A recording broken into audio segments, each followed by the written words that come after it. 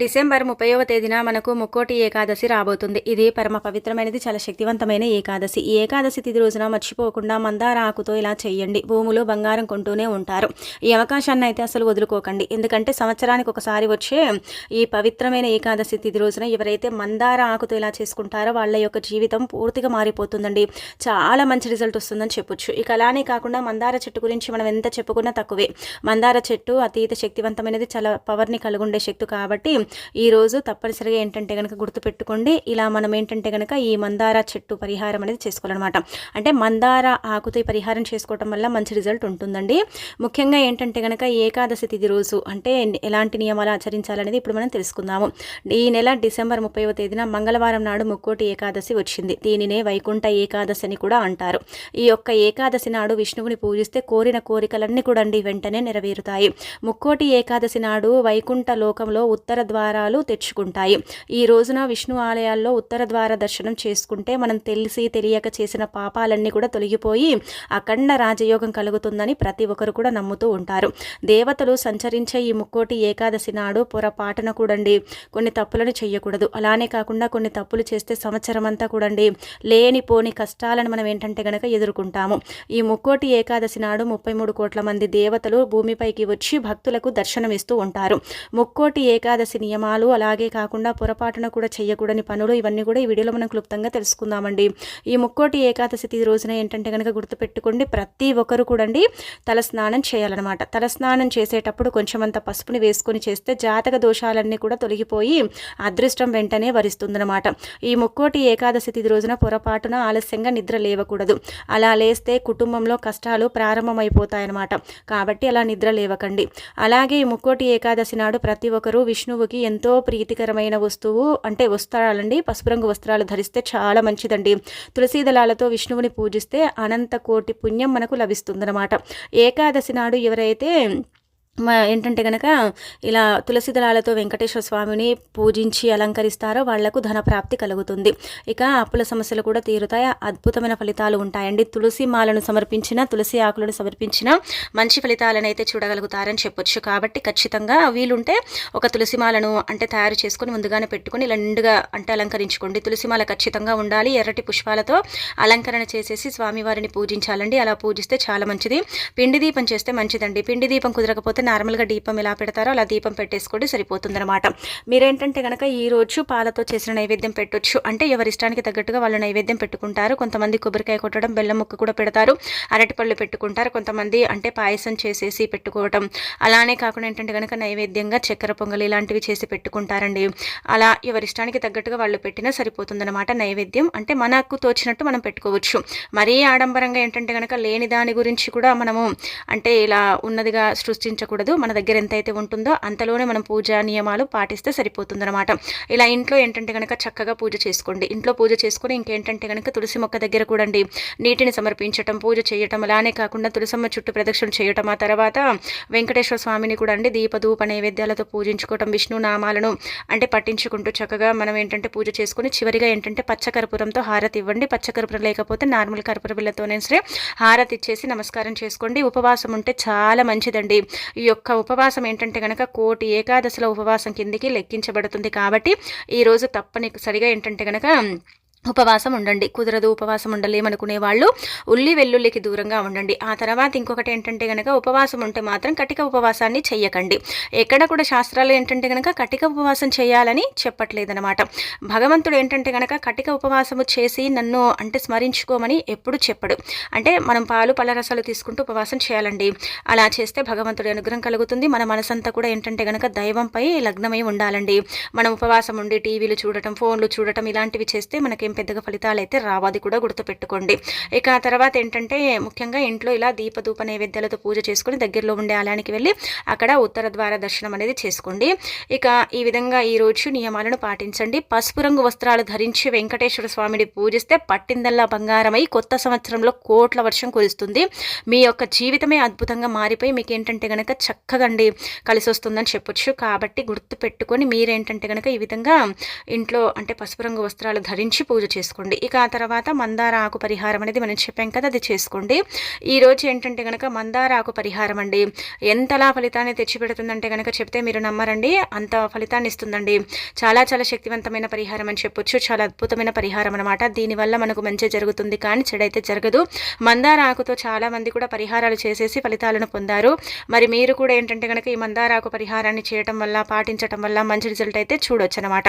అందుకే ఒక మందార ఆకుని తెచ్చుకోండి. మందార చెట్టు దగ్గరికి వెళ్ళి సంకల్పం చెప్పుకొని అవసరం కోసం తీసుకెళ్తున్నామని చెప్పి ఇంకొక మందార ఆకుని తెచ్చుకొని దానిపైన ఎర్రపప్పు ఉంటుంది కదా, ఆ ఎర్రపప్పును ఒక స్పూన్ పోసేసి కొంచెం అంత బెల్లాన్ని పెట్టండి. అంటే చిన్న నిమ్మకాయ సైజ్ అంత బెల్లము ఎర్రపప్పు పోసేసి మందార ఆకు మీద పెట్టి నమస్కారం చేసుకోండి. ఇంట్లో వెంకటేశ్వర స్వామి పటం ముందే పెట్టండి. అలా పెట్టిన తర్వాత ఏంటంటే కనుక మీరు భూములు కొనాలని, బంగారం కొనాలని, అద్భుతమైన ఫలితాలు రావాలని, సంవత్సరం అంతా కూడా చక్కగా ఉండాలని, డబ్బుకు లోటు రాకూడదని ఇలా గట్టిగా సంకల్పం చెప్పుకోండి. అలా చెప్పేసుకున్న తర్వాత ఏంటంటే కనుక ఇది తీసుకెళ్ళి రావి చెట్టు మొదట్లో పెట్టేసి రండి. లేదంటే డైరెక్ట్గా దీన్ని ఆవు కూడా పెట్టొచ్చు. ఈ 2 ఆప్షన్స్ ఉన్నాయండి. మీరు రావి చెట్టు దగ్గరికి వెళితే రావి చెట్టు చుట్టూ ప్రదక్షిణ చేసి 3 సార్లు ఏంటంటే కనుక రావి చెట్టుని తాకి రావి చెట్టు దగ్గర మీరు తీసుకెళ్ళిన ఈ మందార ఆకులో బెల్లము, ఎర్రపప్పు పెట్టేసి ఇంకా సంకల్పం చెప్పుకొని మీరు వెనక్కి తిరిగి చూడకుండా వచ్చేయండి. ఒకవేళ ఏంటంటే కనుక అలా కుదరకపోతే ఆవుకు డైరెక్ట్గా పెట్టేసి కూడా నమస్కారం చేసుకోవచ్చు. అలా కూడా మీకు భూలాభం కలగటం, కట్టిన అంటే సగం కట్టి ఇల్లు ఆపేస్తారు కదా, మళ్ళీ కట్టలేకపోతారు కదా, అలాంటి వాళ్ళు ఏంటంటే కనుక ఇల్లు కట్టుకోవటం, ధనం రావటం, ఏదో ఒక రూపంలో మీకు దైవానుగ్రహం కలగటం, ఇదంతా కూడా మీరు మీ కళ్ళతో చూసే అవకాశం అయితే ఖచ్చితంగా ఉంటుంది. మార్పునైతే మీరు అంటే చూడగలుగుతారని చెప్పొచ్చు. కాబట్టి తప్పనిసరిగా అండి ఈ మందార ఆకు పరిహారం అనేది చేయండి. ఎందుకంటే చాలామంది కూడా అనుకుంటారండి మందార ఆకు కదా, మందార ఆకు వల్ల ఏం జరుగుతుంది అనుకుంటారు. కానీ మందార ఆకు వల్ల మనకు చాలా అద్భుతమైన ఫలితాలు వస్తాయండి. చాలా మంచి రిజల్ట్ని అయితే మనం పొందొచ్చు అనమాట. అందుకే మందార ఆకుతో మాత్రం ఖచ్చితంగా అండి ఈ విధంగా ఏంటంటే కనుక ఈ పరిహారం అయితే ఆచరించేసి ఫలితం అనేది పొందండి. ఏకాదశి తిథి రోజున తులసి ఆకులు అంటే లక్ష్మీదేవికి సమర్పిస్తే లక్ష్మీదేవి అనుగ్రహం కూడా కలుగుతుందన్నమాట. అలానే కాకుండా ఇంకొకటి ఏంటంటే కనుక ఏకాదశి రోజండి మనము ఎర్రపప్పు, బెల్లము అంటే మందార ఆకులో పెడతాం కదా, అలా పెట్టిన తర్వాత దాంట్లో ఒక తులసి దళం కూడా పెట్టేసి మీరు ఏంటంటే కనుక తీసుకెళ్ళి ఇంకా ఈ యొక్క రావి చెట్టు దగ్గర పెట్టేయచ్చు అనమాట. పెట్టేటప్పుడు కూడా సంకల్పం చెప్పుకోవాలండి. ఏంటంటే కనుక మా అప్పులు పోవాలి, అంటే మాకు సమస్యలు ఉన్నాయి ఇవి పోవాలి, మాకు చక్కగా మంచి ఫలితం రావాలి, ఇల్లు కట్టుకోవాలి, బంగారం కొనాలి, మా స్తోమతలో అంటే చాలా వరకు కూడా మా స్తోమతకు తగ్గట్టు మేము ఉండాలి అన్నట్టుగా సంకల్పం చెప్పుకొని అక్కడ వదిలేసి వెనక్కి తిరిగి చూడకుండా వచ్చేయండి, సరిపోతుందన్నమాట. ఆ తర్వాత ఇంకొక పరిహారం అండి. ఇదేంటంటే కనుక ఇప్పుడు చెప్పే పరిహారం అండి 99.9% అండి అప్పు తీరుతుందనమాట. 5 రూపాయల బిళ్ళ పరిహారం అండి. 5 అంటే లక్ష్మీదేవికి అత్యంత ప్రీతికరమైన సంఖ్య అండి. ఆ తల్లి 5 రూపాయల బిళ్ళని కావచ్చు, 5 రూపాయలను కావచ్చు చాలా ఇష్టపడుతుంది. విశ్వ ప్రకారం కావచ్చు, న్యూమరాలజీ ప్రకారం కావచ్చు, అలానే కాకుండా దైవానికి అంకితం చేసే విధంగా కూడా మనం చూసుకుంటే ఈ 5 రూపాయల బిళ్ళ ఉంది కదా, ఇది చాలా చాలా పవర్ని కలుగుంటుందన్నమాట. ఈ 5 రూపాయల బిళ్ళతో పరిహారం చేసుకుంటే మన అప్పు అనేది ఇట్టే తీరిపోతుంది. అప్పుల నుంచి మనం బయటపడతాము. అప్పిచ్చే స్టేజ్కి ఇవ్వడమే ఎదగటానికి అవకాశం ఉంటుందన్నమాట. చాలామంది కూడా ఏంటంటే కనుక అప్పులు ఉన్నాయని బాధపడతారు. మనకు మంగళవారం ఏకాదశి వచ్చింది కదా, మరి ఆ రోజు ఏంటంటే కనుక 5 రూపాయల బిళ్ళ పరిహారం చేయండి. ఖచ్చితంగా మీ అప్పుని తీర్చుకోండి, మీరు అప్పుల నుంచి బయటపడండి. ఆర్థికంగా కూడా మీరు బాగా కలిసి వచ్చేలాగా చేసుకోండి. నార్మల్గా ఏంటంటే మానవ జీవితం అన్న తర్వాత అండి అందరికి అప్పులు ఉంటాయండి. కొంతమందికి ఏంటంటే కనుక తీర్చుకోలేని అప్పులు ఉంటాయండి. చాలా బాధపడిపోతారు, ఇబ్బంది పడిపోతారు, ఏం చేయాలో అర్థం కాదు కదా, అలాంటి వాళ్ళు కూడా అండి 5 రూపాయల బిళ్ళ పరిహారం అనేది చేయొచ్చు అనమాట. 5 అంటే మాత్రం మన యొక్క జీవితాన్ని మార్చే ఒక నెంబర్గా కూడా పరిగణిస్తారు. కొంతమందికి 5 అనే నెంబర్ కూడా లక్కీ నెంబర్గా ఉంటుంది. కొంతమంది ఏంటంటే కనుక అదృష్టంగా భావిస్తారు. దురదృష్టాన్ని తొలగించుకొని అదృష్టాన్ని తెచ్చిపెట్టుకోవటానికి 5 రూపాయల బిళ్ళ చక్కగా పనిచేస్తుందండి. 5 రూపాయల బిళ్ళతో పరిహారము చేస్తే అప్పు తీరటమే కాదు, లక్ష్మీదేవి అనుగ్రహం కలుగుతుంది, తదితర దేవతల యొక్క అనుగ్రహం కలిగి సంపాదన పెరుగుతుంది, 4 వైపుల నుంచి డబ్బు ఆకర్షిస్తుంది, ధన సమస్య ఏదైతే ఉంటుందో అది పూర్తిగా కూడా తొలగిపోవటానికి అవకాశం ఉంటుంది. కాబట్టి రేపు మీరు గుర్తుపెట్టుకొని ఈ 5 రూపాయల బిళ్ళ పరిహారం అనేది చెయ్యండి. రేపంటే ఏకాదశి తిథి రోజున మన ఇంట్లో మనం పూజ చేసేసుకున్న తర్వాత ఇంకా ఈ యొక్క పరిహారం చేసుకుంటే మనకు ఖచ్చితంగా అప్పు అనేది తీరే అవకాశం అయితే ఉంటుందన్నమాట. చాలా శక్తివంతమైన పరిహారం అండి. కొంత లక్షల్లో కూడా చేసేసి ఏంటంటే కనుక ఫలితాలను పొందారన్నమాట ఈ పరిహారం ద్వారా. అందుకే ఏంటంటే శాస్త్రాల్లో చెప్పబడుతుందన్నమాట. మరి మీరు కూడా చేసి మీకుండే అప్పు తీర్చుకోండి, అప్పుల నుంచి బయటపడండి, అప్పు ఇచ్చే స్థాయికి మీరే వెళ్ళండి. అలానే కాకుండా ఏంటంటే కనుక అప్పుని తీర్చుకోవడానికి ధనాన్ని ఏదో ఒక రూపంలో మీ ఇంటికి వచ్చేలాగా చేసేసుకుంటే సరిపోతుంది అని మనకు శాస్త్రాల్లో చెప్పబడుతుంది అనమాట. ఏం చేయండి అంటే కనుక ఒక బౌల్ తీసుకొని అందులో ఒక స్పూన్ అంతా పసుపు, ఒక స్పూన్ అంతా గంధం అండి, అష్టగంధం అంటారు కదా, అది పోసుకోండి. ఆ తర్వాత ఒక కర్పూర బిళ్ళని మెదిపేసి ఆ పౌడర్లో కలిపి పేస్ట్ లాగా చేసి ఇక్కడ చూపించే విధంగా 5 రూపాయల బిళ్ళలు 5 తీసుకోండి. అలా తీసుకొని ఇవి చేతిలో పట్టుకొని సంకల్పం చెప్పుకొని మీరు ఇక్కడ కలుపుకొని అందులో వేసుకోవాలన్నమాట. 5 రూపాయల బిళ్ళలు ఏంటంటే కనుక గంధము, పసుపు, అలానే కాకుండా కర్పూరాన్ని కలుపుకున్న మిక్చర్ ఉంది కదా, మనం కలుపుకున్నాం కదా, అదంతా కూడా ఏంటంటే 5 రూపాయల బిళ్ళలు ఆ యొక్క మనం కలుపుకున్న పసుపు మిశ్రమంలో వేసేసి వెంకటేశ్వర స్వామి పటం ముందు పెట్టి సంకల్పం చెప్పుకోండి. లేదంటే లక్ష్మీదేవి పటం ముందు కూడా పెట్టుకోవచ్చు. అలా పెట్టేసి ఏంటంటే కనుక గట్టిగా సంకల్పం చెప్పుకోండి. అప్పు కోసం చేశాము, అప్పు తీరాలి, అప్పుల నుంచి మేము బయటపడాలి, అప్పు ఇచ్చే స్థాయికి మేము కూడా వెళ్ళాలి, అప్పుని తీర్చుకునే మార్గాలు మాకు తెలియాలి అన్నట్టుగా సంకల్పం చెప్పుకొని వదిలేయండి. రాత్రంతా కూడా వదిలేయండి. అంటే ఇప్పుడు ఉదయం చేసిన రాత్రంతా వదిలేయండి, రాత్రికి సాయంత్రం సంధ్యా సమయంలో చేసుకున్న రాత్రంతా కూడా ఏంటంటే కనుక వదిలేయండి. అలా వదిలేసిన తర్వాత ఏంటంటే కనుక గుర్తుపెట్టుకోండి, చక్కగా సంకల్పం చెప్పుకుంటాం కదా, అప్పు కోసమే కదండి మనం చేసింది, అప్పు గురించే కదా మనం సంకల్పం చెప్పుకుంటాం. అలా చెప్పేసుకున్న తర్వాత ఇంక అక్కడ వదిలేసిన తర్వాత ఏంటంటే కనుక మీరు గుర్తుపెట్టుకోండి, ఇది ఉదయం లేచిన తర్వాత అందులో నుంచి 5 రూపాయల బిళ్ళలు తీసుకుని ఒక క్లాత్ సహాయంతో తుడ్చండి. మిగిలిన మిశ్రమం ఉంటుంది కదా, ఈ 5 రూపాయల బిళ్ళలు 5 అంటే 25 రూపాయలు కదండి, 25 రూపాయలు తీసుకుని పక్కన పెట్టి ఆ మిగిలిన మిశ్రమం ఉంది కదా, అది ఎక్కడ పడితే అక్కడ వేయకండి. పూజ గదిలో పెట్టాం కదా, అది కూడా కొంచెం పవిత్రతను కలుగుంటుంది అనమాట. అదేదైనా ఒక చెట్టు మొదట్లో పోసేయండి, తులసి మొక్క మొదట్లో మాత్రం పోయకండి. అలా చేసేసిన తర్వాత ఇంకొకటి ఏంటంటే కనుక 5 రూపాయల బిళ్ళలు ఉన్నాయి కదా, వాటిని తీసుకెళ్ళి ఏంటంటే ఏదైనా దేవాలయం హుండీలో అండి, వెంకటేశ్వర స్వామి ఆలయం హుండీలో కావచ్చు, లేదంటే కనుక విష్ణు రూపంగా భావించుకునే ఆలయాల రూపాల్లో కావచ్చు, ఎక్కడైనా సరే ఏంటంటే కనుక హుండీలో వేసేయండి. అలా వేస్తే మనమే అప్పులు ఇచ్చే స్టేజ్కి వెళతామండి. అప్పు అనేది తీరుతుందన్నమాట. అప్పుల కూబిలో నుంచి బయటికి రాగలుగుతాం.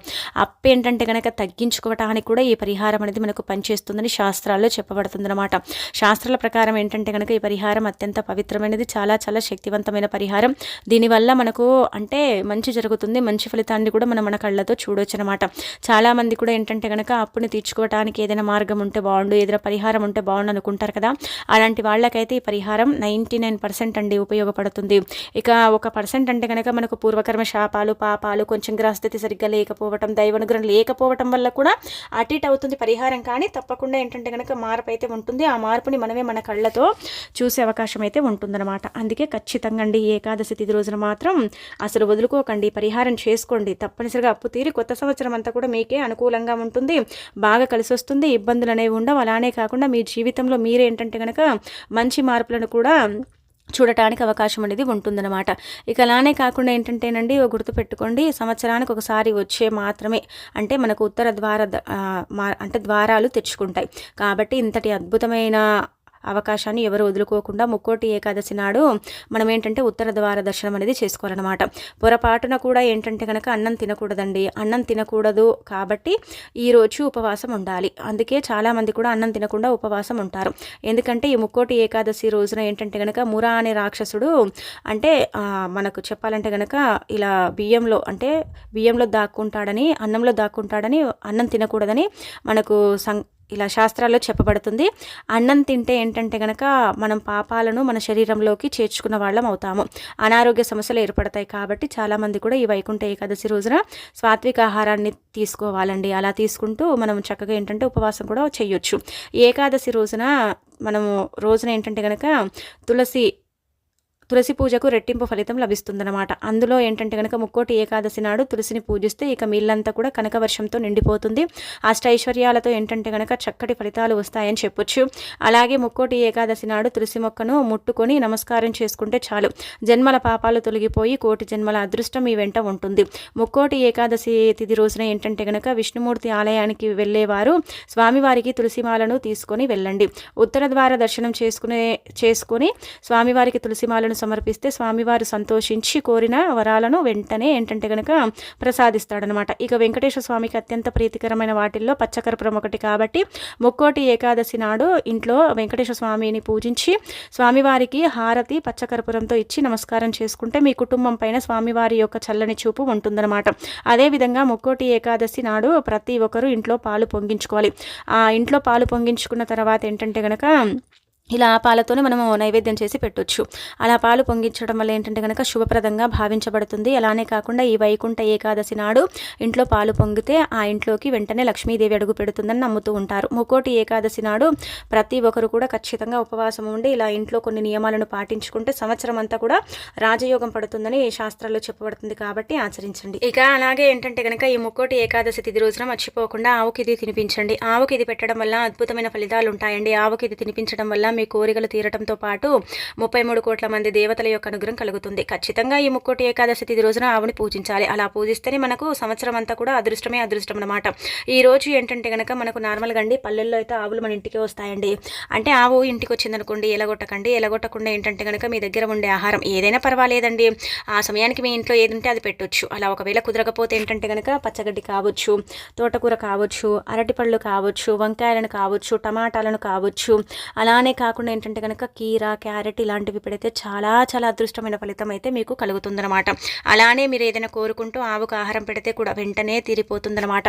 జాతక సమస్యలు, రాహుకేతు ప్రభావాలు తొలగిపోవాలంటే ఈరోజు ఆవుకు ప్రదక్షిణలు చేసేసి ఆవు వెనుక భాగాన తాకి ఆవుకు ఆహారం పెట్టిన వారి యొక్క జాతక దోషాలు తొలగిపోయి వారికి అదృష్టం పట్టి ఇక వారు పట్టిందల్లా బంగారంలాగా మారుతుందని శాస్త్రాల్లో చెప్పబడుతుంది. కాబట్టి ఖచ్చితంగా గోమాతను పూజించడము, గోమాతకు నమస్కారం చేసుకోవటము, గోమాతకు ఏంటంటే కనుక ఆహారం తినిపించడం ఖచ్చితంగా ఏకాదశి తిథి రోజు చేసి తీరాల్సిందే.